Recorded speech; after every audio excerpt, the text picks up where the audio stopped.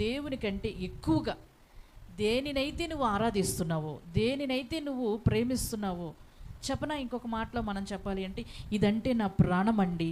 ఏంటండి అంటూ ఉంటాం కదా, ఇదంటే నా ప్రాణం, ఇదంటే నాకు చాలా ఇష్టం. ఏదంటే నాకు బంగారం అంటే చాలా ఇష్టం అండి, పట్టు చీరలు అంటే నాకు చాలా ఇష్టం అండి, లేకపోతే ఈ వస్తువు అంటే నాకు చాలా ఇష్టం అండి, చాలా ఖరీదు పెట్టుకుని కొనుక్కున్నానండి, ఏమైనా కావచ్చు.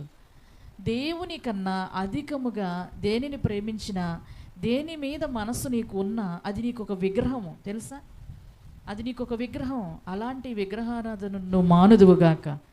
ఆమేన్. చూడండి, దేవునికి వ్యతిరేకమైనది ఏది నీలో ఉండకూడదు. Praise the Lord. ఉదాహరణకు నేను చెప్పాను, ఆయన తప్ప వేరొక దేవుడు మనకు ఉండకూడదు. దేవుడు కొన్ని ఆజ్ఞలు ఇచ్చాడు, కొన్ని సూచనలు ఇచ్చాడు, కొన్ని కట్టడలు ఇచ్చాడు. వాటి ప్రకారంగా నమ్మకంగా జీవిద్దాం. ఆయన మరలా రాబోతూ ఉన్నాడు. హల్లెలూయా. చూడండి, ప్రభు అయిన యేసుక్రీస్తు ఆయన వచ్చారు, మరణించి తిరిగి లేచి తండ్రి యొద్దకు వెళ్ళారు.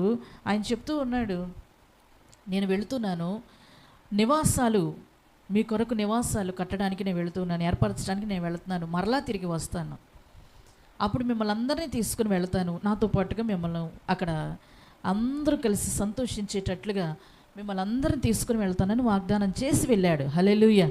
ఆయన మరలా తిరిగి వస్తాడు. వస్తానన్నవాడు తప్పకుండా వస్తాడు, తిరిగి వస్తాడు. వచ్చినప్పుడు నీవు గనక నీకు ఇచ్చినటువంటి ఈ జీవితంలో దేవుని ఆజ్ఞలకు, దేవుని యొక్క కట్టడలకు, దేవుని యొక్క వాక్యానికి కట్టుబడి లేదా నమ్మకంగా లేకపోతే